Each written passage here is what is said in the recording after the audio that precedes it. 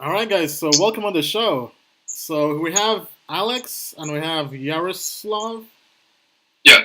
Hello. All right, and Yeah. my name Good, is I Ian think. Balina, and I'm glad to be here with you guys. I'm a host of Hacking the System show on YouTube, and I basically cover ICOs and cryptocurrencies. And we love making money by purchasing tokens, cryptocurrencies. We think cryptos are life, and our entire premise is getting undervalued ICOs using kind of like a Moneyball approach, using data, right? So as opposed to going through and just chasing the FOMO, we try to analyze everything based on data points, right? So right now we have a different grading system, and WaBi was the ICO we discovered as one that was undervalued based on everything they had, right? So this is an ICO I highly recommend. I've been out here evangelizing it, and also surprisingly and very basically having good news this week. They sold out their pre-sale in about 1 day or so, I think. Right. So with that being said, welcome on the show, guys. Feel free to give us a quick intro on yourselves, your names, how you got involved in cryptos, into the ICO culture and life, and all that stuff. Okay, so my name is Alex, and I'm Yash. So we are friends from this high school. We went to university together. After that, we traveled the world with different work. We used to work in consulting, but in different countries or different continents. And then at some point, we both ended up in China, and felt the felt that a few things are very different about China. And one thing is that here, very often you feel that what you're buying maybe not really what you're intending to buy.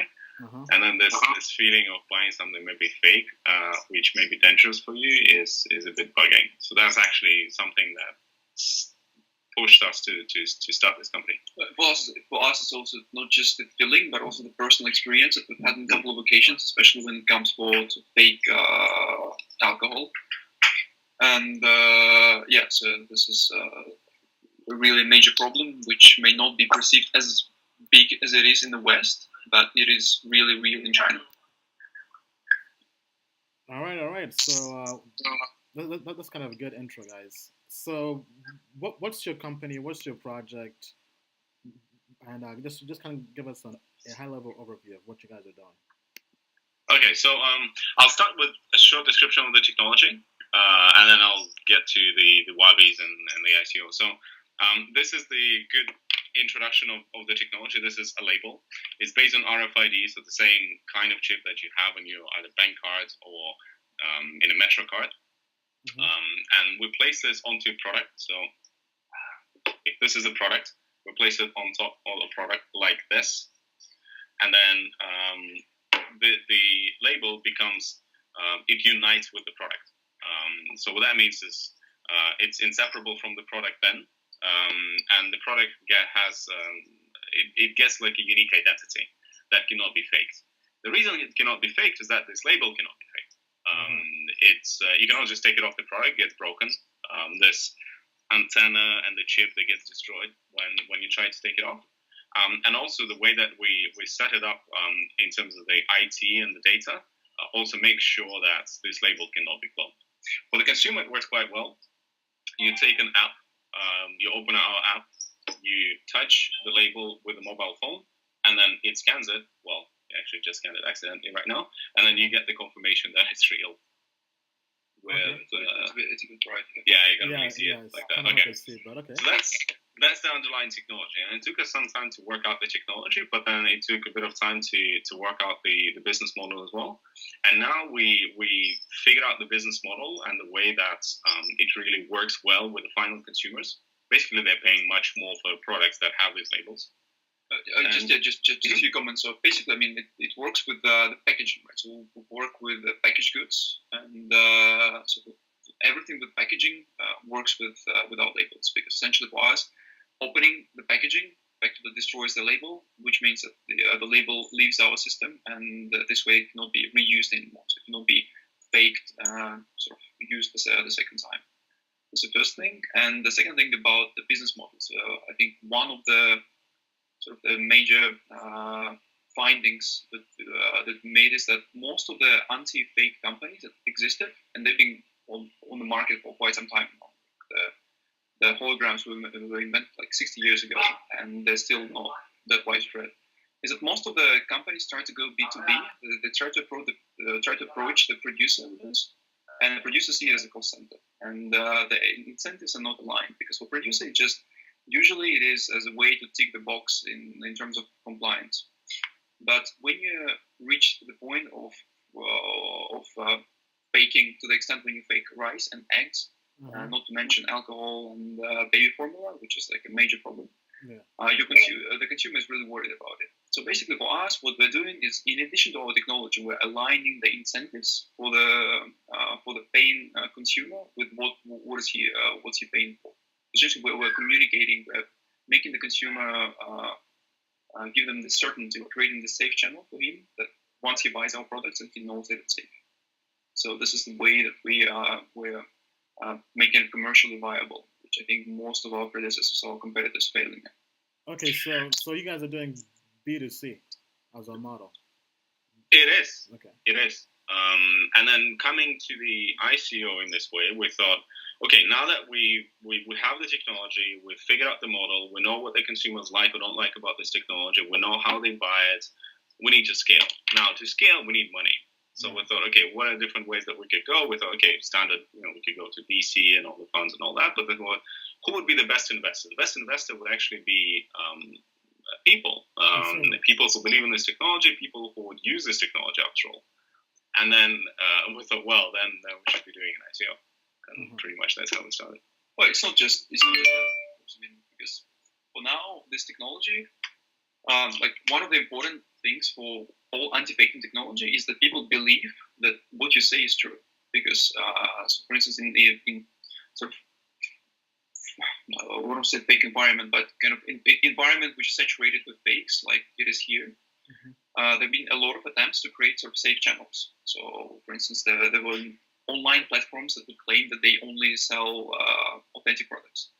And eventually, with size, all of them ended up selling fakes anyway, or fakes who just penetrate the supply chains at some point. So now, one of the big problems with all sorts of anti-fake systems in China is that the consumer doesn't believe the claim that what you're saying is true. So they're saying that you may be faking the anti-faking technology, if you want. So uniting our technology with blockchain was another way, I guess, to bypass this lack of trust in the system. So in addition to educating the consumer that our technology cannot be, that our labels cannot be copied, that they cannot be cloned, or that even if they're cloned, it doesn't matter, because the sort of the behavioral systems that we set up is essentially sort of fighting the fakes for us. It is also that ourselves, once we create this platform, we're not able to access and forge this data. So this becomes outsourced and decentralized, and this is sort of an additional protection or additional verification or additional claim of authenticity that we're providing to the consumer. Nice. Okay, so that sounds good. Now, so speaking of blockchain, what blockchain are you guys using for your company and the project? So right now we are using the blockchain for the issuance of the tokens, and for that we're using the Ethereum blockchain. So the tokens that we're using, they are the standard tokens. ERC20 standard tokens, and that's what we're using. Now, in terms of the blockchain for the products themselves, we're choosing the right architecture there right now. It's not implemented yet. Right now we're working with the just a cloud, but we're moving towards the blockchain to have this certainty, like Yaroslav said, that even we will not be able to fake our own system. It's very important for the consumer. Well, essentially, the choice for us is that because a few Chinese blockchains have been coming along, so we're sort of thinking whether we should go with something global, create our own in-house solution, go with a sort of local Chinese blockchain. So actually, one question somebody had was, is there any future possible cross-platform integration with Neo? Any chance you guys will work with Neo? That's exactly one of the options. One of the options? Okay. We wouldn't say yes or no right now because we haven't made the final choices. But yes, that's exactly one of the options. Okay, that's good. All right, so in terms of the actual ICO, so when's the ICO? Can you guys give us details? So we just finished the round last Saturday, so it was a few days ago only, and the main ICO will start either towards the late September or in October. That's the plan right now. Okay. And your cap is, what's the cap? Was it like 30 million or something? The cap in terms of tokens, because tokens, I think we have like hard cap on 100 million tokens.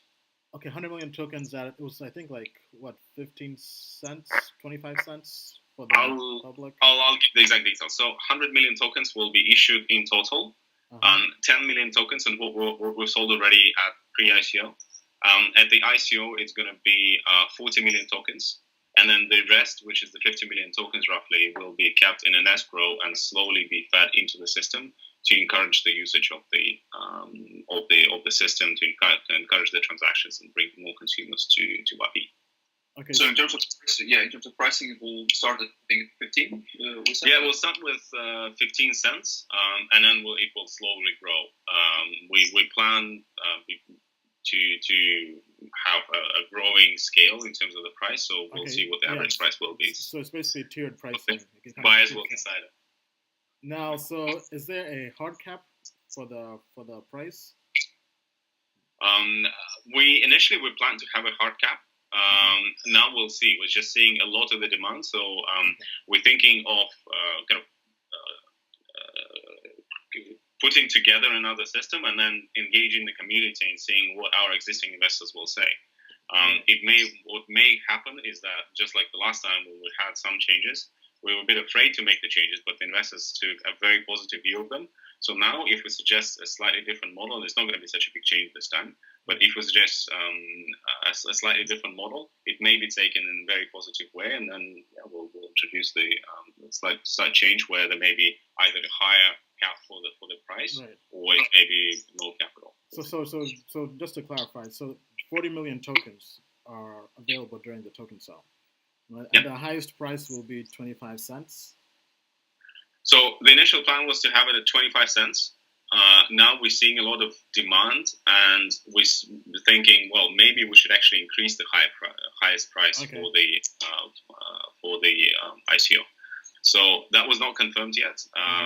And what I'm saying is, we'll ask the community very soon when we have a clear proposal. Yeah. I mean, so I was just kind of saying that, just kind of doing the rough math, right? Because if those numbers stick or if they change, that would only be a $10 million cap, right? And I think that's very, very undervalued, right? So kind of going back to our initial premise of finding undervalued companies, right? I think that would be so much value in there, right? So I think that was definitely a good choice, whether you guys stay with that or even double that, right? So I think 10, 20 million is still an undervalued company, especially when you guys already have a product, right? Because there are a ton of companies or ICOs out there with no product, no prototype at all. Just white papers raising gobs and gobs of money, right? But those companies don't really do that well, especially for people who purchase the tokens.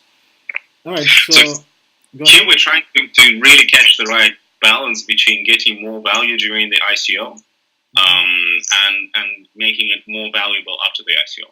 Because if we raise the price during the ICO, that means we collect more cash that we put back into the development and into encouraging the consumers to use it. That means there's going to be even higher value after the ICO. So catching this right balance is just something that we're trying to figure out right now.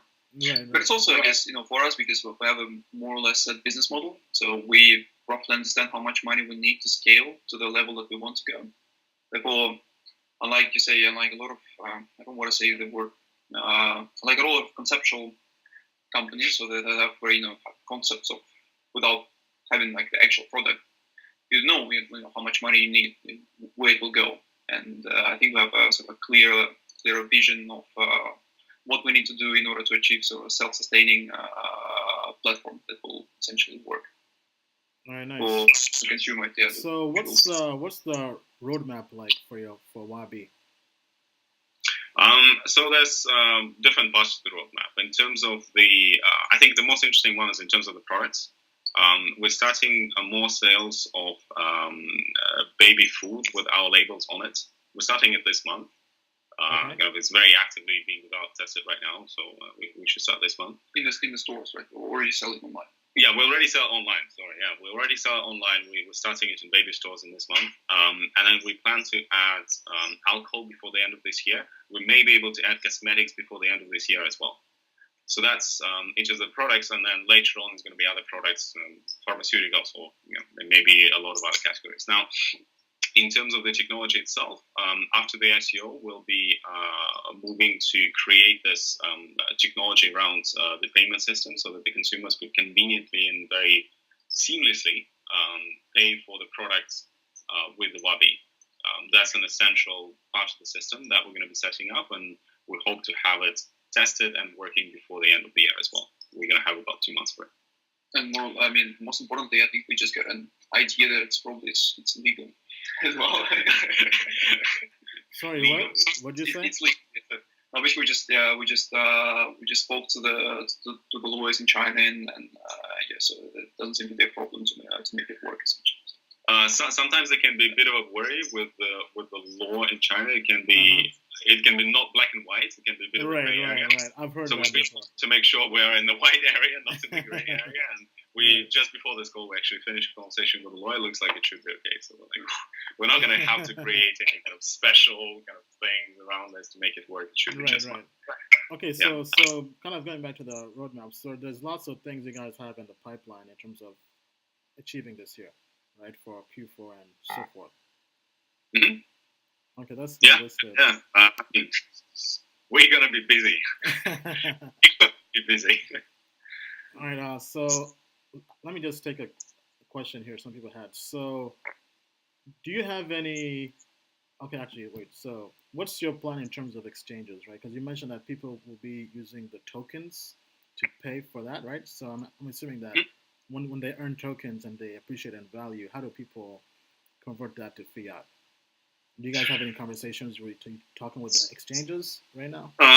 So there's 2 parts to this question. I think the first part is for the contributors, the people who are buying both the tokens at the pre-ICO, people who will be buying the token at the ICO. So in terms of the answer to that one, we will, after the ICO, we will ask the community, we will ask our existing contributors what are the most convenient exchanges for them. We're getting people from all over the world, and then right now it's centered one way. After the ICO, it may be centered in a slightly different way. So we really want to make sure it's just convenient for the people to. I would say Bittrex for sure. Probably Bittrex. Yeah. I just want to commit right now because we'll see who bulk of our contributors are when we finish the ICO. So that's first part. Second part is to do with the actual usage for the consumers. So when they start using it, they will not necessarily be just buying the tokens to hold them and then sell them. They will actually use them to buy the products. Mm-hmm. So for them, we're going to be setting up, like I said, a very seamless system to make it work well. So that's, we don't have the exact technology parameters for that, so exact architecture yet, but most likely it will involve some sort of a middleman that we will need to set up so that they would get the liquidity that they need so that they could process the transactions within seconds. So for that, the actual exchange doesn't really matter. For them, it's going to be the buttons in the app. You press one button, you buy with Chinese yuan. Press another button, you buy with WaBi. Yeah. So basically, the idea here is to make the WaBi available at the point of purchase, and sort of in a matter of seconds, right?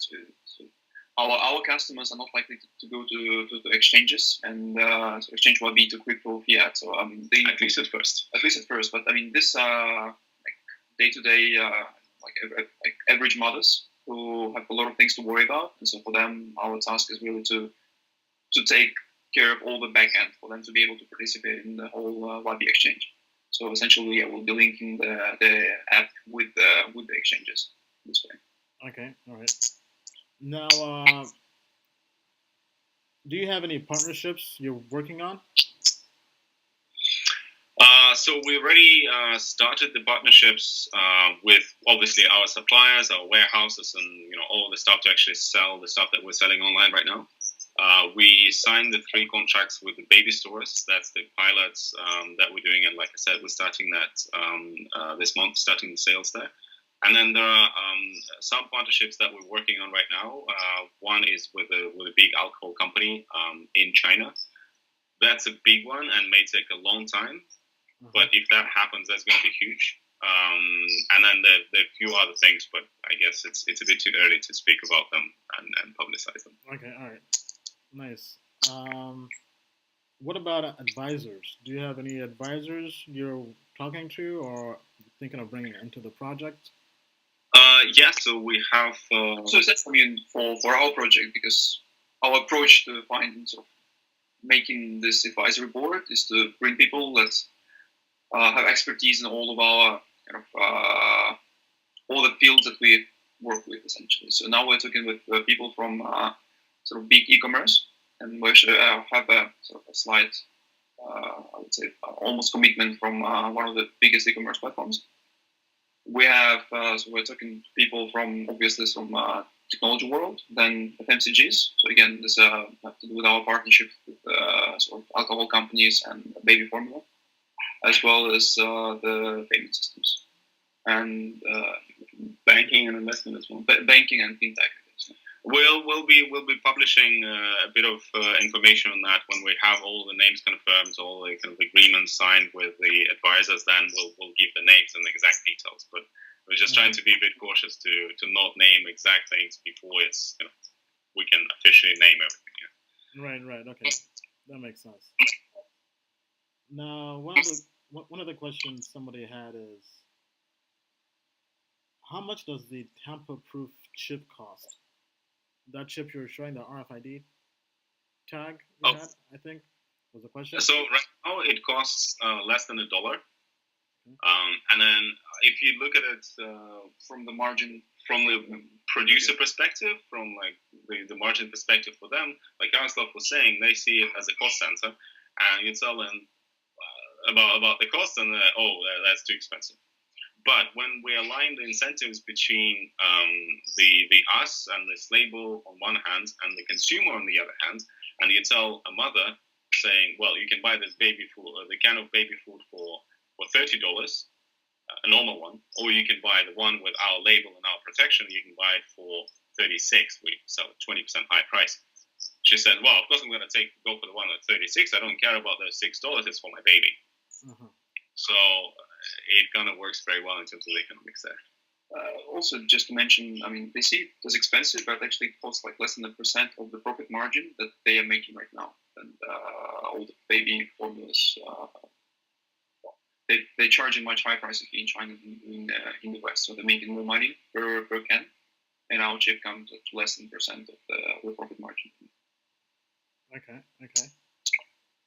So the last question I have from people in the chat is, so can you discuss the dividends or the passive income for token holders? I think that was something you guys mentioned that comes with the tokens. So that was the initial model that we were proposing. Mm-hmm. And then initially we were planning to do the fundraise from Singapore, where it seemed like it would be fine and it would be legal. But then there was the announcement by the Monetary Authority of Singapore, MAS, their memo, which basically ruled it out. So, I mean, we could still do it, but it would be maybe not just even in the gray zone, it would be closer to the black zone. Right. We got to stop that. So we stopped that. We changed the model, and now we're not promising any dividends. We're not promising any share of the profits because basically we can't. If we do, it's a security. If it's a security, there's a lot more regulation that we need to comply with, and probably the model will just not work. But it's also just to mention that now our because we always had this issue with. As I was telling you about, we are aligning incentives of the consumer with our system. So essentially for our system, the more scans every product has, the more secure it becomes. Because we probably mentioned before that we have this... it's like a big data component to it. Yeah, we have the more data there is, the more things that are happening, the more secure it becomes. And so basically we need Bitcoin. Exactly. So we need people essentially to scan it. And before we were thinking, how should we do it? Should we give some discounts for them to scan it? Should we give something else? So now WaBi essentially plugs in very nicely into this whole model because it becomes an incentives for the consumer to behave in the way that we want them to behave. So we give them incentives, which essentially strengthen the system. So the token now becomes, it's not a security, but it's if you want a utilitarian or a technical token which rewards the customer, but also improves the system. So in an analogy here, if you have the miners in Bitcoin, so they do the work so that the system would be working, the transactions would be running. Proof of mining, right? Have the consumers who use our system, who do the scans, that ensures the security of the system, or gives the additional layer of security to the system, and we reward them with some of the WaBis. Well, okay, so people who scan get the WaBis, right? Who scan on the RFID tags, you're saying? Yeah, that would be one of the ways to get the WaBis. The other ways to get the WaBis would be when you just start buying the products, when you introduce your friends, so all the standard marketing activities. Because we really want to use that last 50 billion of WaBis to encourage the use of the system, so more and more people know about it and use it. Okay, so in terms of the token utility, I guess the token use case, it's basically a loyalty program, right? So they basically earn points and they can spend points, kind of like with a credit card or like very similar. Points. Okay. From the consumer point of view, yes, it's a loyalty program. Yeah. From the system point of view, it's an incentive for them to use it in the correct way. Okay, interesting. All right. Well, do you guys have any last things you want to cover in terms of the company, where you guys are going, the vision? Well, I would just say there's going to be a lot more information available. We're going to do a lot more videos describing how the product works, how the chip works. A lot of that stuff is going to come, and we just need a bit of time to actually do it and do it well. We will also preparing to do a lot more marketing here in China, because most of the consumers, at least in the first few years, will be based here. So we really want to make a big bang here, so that like the real demand from the real customers, from the real consumers, will be driving the future market. Speaking of that, so right now you guys are based in China. Your focus is China. Do you guys plan to expand? And if so, what's the time horizon for that to kind of go global? We'll see how fast it goes. But yes, we have some plans for expansion, but it will need to be targeted to the countries and the product categories where there is a problem. There's no point to expand into the alcohol industry in the UK. We both lived in the UK. There's no problem with fakes in alcohol in the UK. It's just no point. Yeah. At the same time, among our contributors, we already had some people contacting us from Southeast Asia, from Africa, saying, "Look, guys, this is amazing. Can we cooperate in some way? I want to introduce your technology in my country." So one in Africa, there's lots of the problems with the pharmaceuticals, like anti-malaria. Stuff is often fake. In Russia, in Europe, there's lots of problems with some of the other pharma products, like with the product, especially the more expensive, which tend to be the more critical ones. The products against cancer, for example. In Southeast Asia, there's all sorts of problems with fake. In India, lots of alcohol is fake. So there's a lot of other things that we could do outside of China, but we really need to get the good footing here in China so that the company will already have the resources to go outside. Right, and nice. We will have so much ground to cover in China that. Oh yeah. Yes. Yeah, China's a big country. All right. Well, it's been great talking with you guys. You guys have been great sharing your idea, your vision, the roadmap. Just kind of giving us an understanding of what you guys are doing. And once again, I think this is a very undervalued company, and I think there's definitely lots of value, right? Because I think mainly because you guys are probably doing most of your work in China, so not everybody outside of China has really discovered you guys. But I think once they do, they'll truly just see the value of the company, and you guys will just take off. Thank you. Thanks for your time. Thanks for your questions, and yeah, we'll be in touch. If there's any more questions, we're always available to ask. There's a bunch of channels that we have. We're there. If you have questions, just ask. All right. So how can people best contact you guys? So on your website. So go to the website, and then on the website, on the wacoin.io, there's a bunch of channels. They can pick the ones that they like, but the most active ones are Telegram and Slack. Okay. There's also email, there's also others, but Telegram and Slack are probably really the best ones. Okay, so that's WACOIN.io? Wacoin.io? So WA and then coin.io. All right. Well, it's been great talking with you guys, and thank you so much, and take care. Thank you. Have a good day.